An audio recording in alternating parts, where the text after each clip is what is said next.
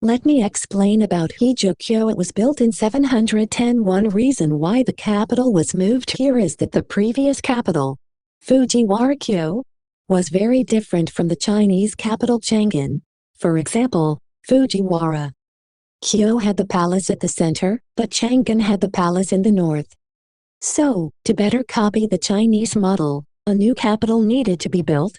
Although Fujiwara-kyo was modeled after Tang China, the actual Chang'an city was much grander and more orderly.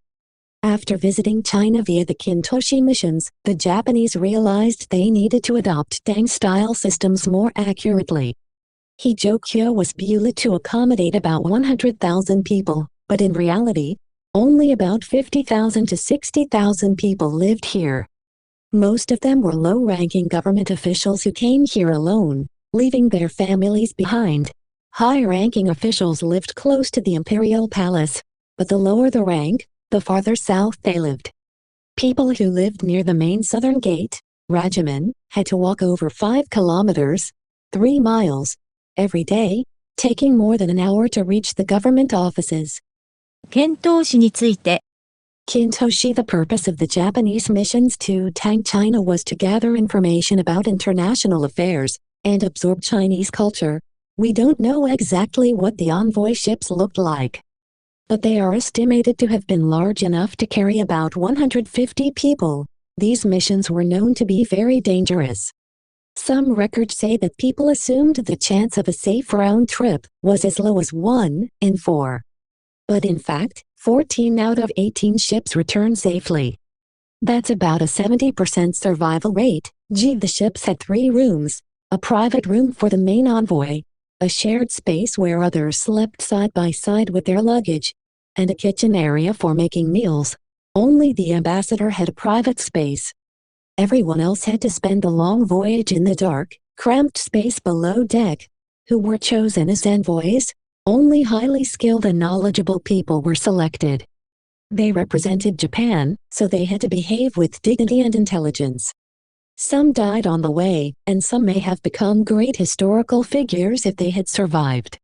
菅敏郎。 On the right side of Suzaku Gate, you can see a statue of Tanaka Kajuro. He was a gardener who worked in Nara Park in the Meiji period. He spent his own money and dedicated his life to protecting and preserving the Heijo Palace site. This is Suzakumen, the main gate of the palace. The current gate was reconstructed in 1998. 18 large pillars made of precious domestic Japanese cypress were used for this gate. Each pillar is about 70 centimeters in diameter. Most of the usable domestic cypress for pillars was used during this reconstruction and the rebuilding of the first Daigakidan, Imperial Audience Hall, and this Suzakumen. どこか涼しいところで。 Another important reason why Hijokyo was built is the implementation of the Teiho Code in 701. It was Japan's first full legal code, covering criminal law, civil law, and administrative law. Under this code, the emperor ruled over both people and land. It was the foundation of a centralized government. To support this major reform, Hijokyo was built, with over 70 government offices to handle the huge number of official documents. Unlike Chang'an, Hijokyo didn't have bars or entertainment areas. It wasn't a place for luxury. It was built as a capital for serious work. One interesting point about the Nara period is how seriously the nobles worked. In the early Nara period, Japan was trying hard to catch up with the powerful Tang dynasty. The nobles and government officials worked tirelessly. During the construction of Hijokyo and the Great Buddha, nobles not only planned how many workers were needed, they went to the construction sites themselves to lead the work. When they were sent to local regions, they even taught farming techniques. They read the latest Chinese books and used new technology to improve rice farming, which helped increase tax revenue. The work was so intense that many officials damaged their health. They gave their lives for national projects. It's fascinating to think about how many nobles and officials once lived here, full of dreams and high ideals. 大局門。 Great Audience Gate. This is the reconstructed Daigakumen, or South Gate. Right now, next to it, they are rebuilding the East Tower. This gate leads to the first Daigakudan, or the former Imperial Audience Hall. Important national ceremonies were held there, like the emperor's enthronement or meetings with foreign envoys. During the Nara period, the capital moved several times, especially from 740 to 745. So this first hall was used in the early part of the Nara period. Later, a second hall was built in a different location to the east. To distinguish them, we call this one the first and the other the second Daigakyuden. Only the foundation of the second Daigakyuden remains now. This first Daigakyuden is about 90 feet, 27 meters, tall, the same height as a 6-story building. The reconstruction took 8 years and cost about $10 million. 4. 神、Shijin, on the walls here, you can see paintings of the 4 guardian gods from Chinese mythology. The blue dragon, Serayu, protects the east. The white tiger, Byako, protects the west. The red phoenix, Suzaku, protects the south. Kama, the black tortoise snake, Jinbu, protects the north. These creatures were believed to guard the capital and bring balance. 東院の庭、 East Palace Garden. Now, we are entering the Toin Garden, a specially designated scenic spot. It's about 80 meters from east to west and 100 meters from north to south. It's just around noon, so it's quiet now, but in the Nara period. This garden was used for banquets and ceremonies. The layout you see now is a reconstruction based on archaeological findings. The shallow pond, the small stones, the trees, everything has been arranged just as it was 1,300 years ago. Unlike later gardens that used large stones and bold features, this one has a very gentle, elegant atmosphere. In the Nara period, this area was originally a guest house for important visitors. That's why everything here is so refined and well organized. Even the natural-looking stones were carefully chosen. Some of the original stones were found during excavations. This Nara-style garden, which copies nature, is said to be the root of the Japanese garden style we know today. So this reconstructed garden is a very important historical site. 伏見稲荷、伏見稲荷に行く途中。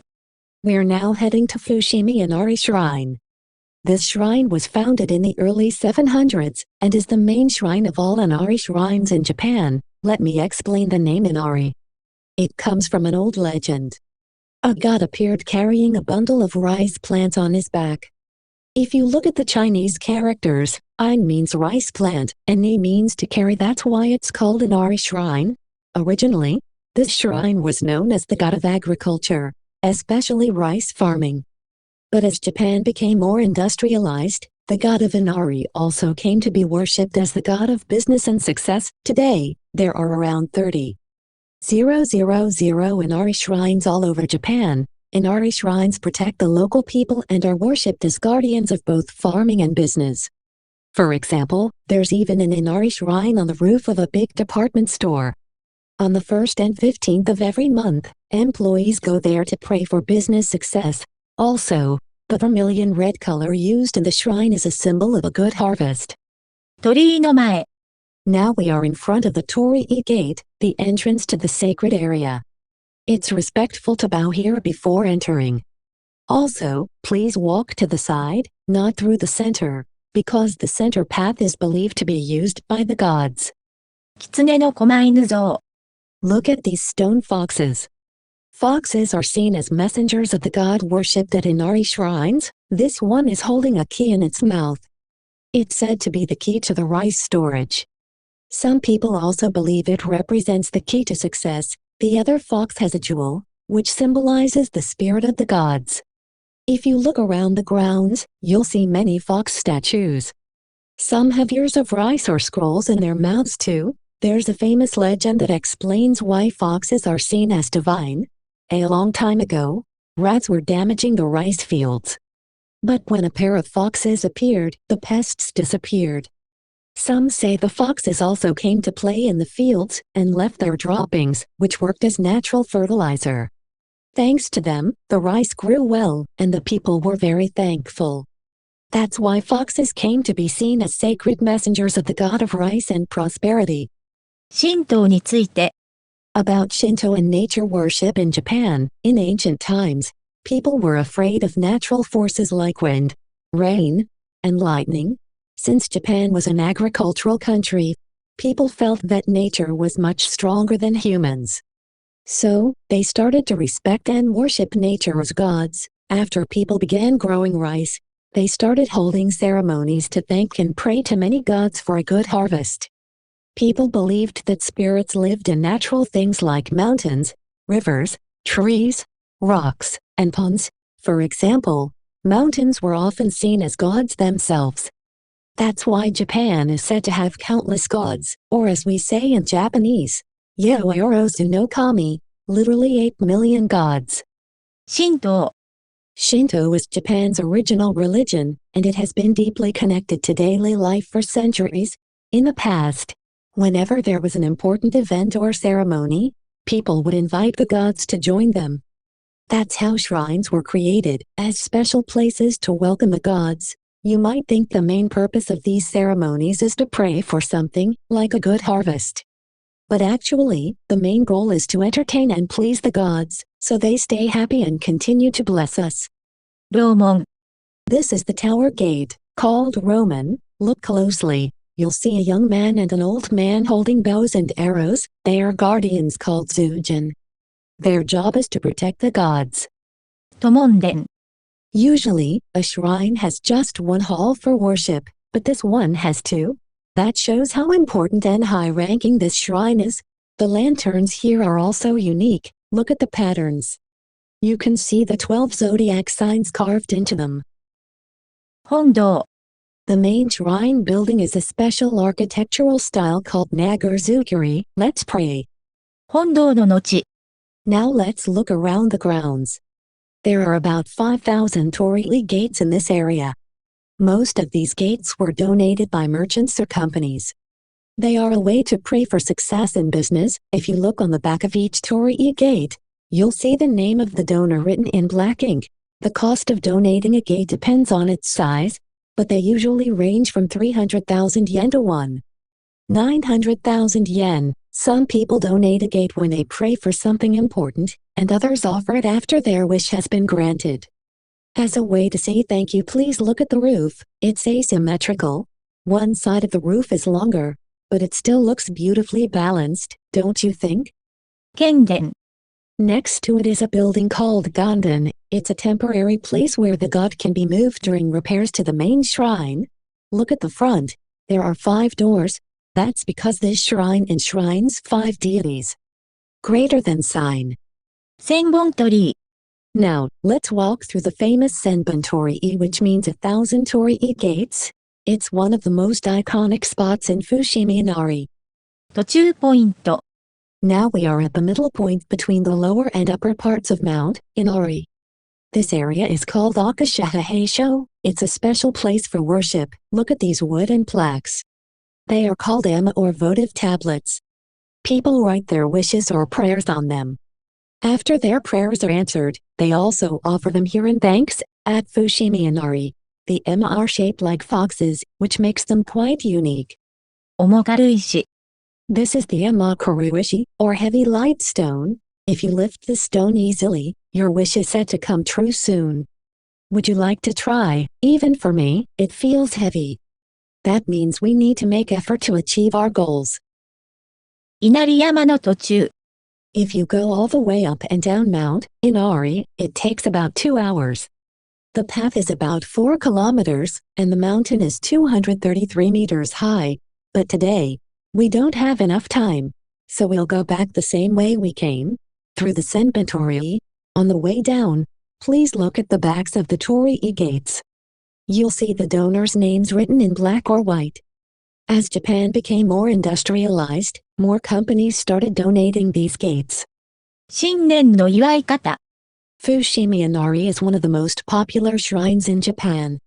Every New Year, about 3 million people visit here. It's ranked as the 4th most visited shrine during New Year. At New Year, we pray for a long, happy life and good fortune for the coming year. We also send New Year's greeting cards, called Ningajo. People exchange these cards with friends, teachers, co-workers, and clients to wish them a happy new year. It's a bit like Christmas cards in Western countries. And speaking of traditions, we also give children odashirama, which is a gift of money in a small envelope. It's similar to Christmas presents for children in the West.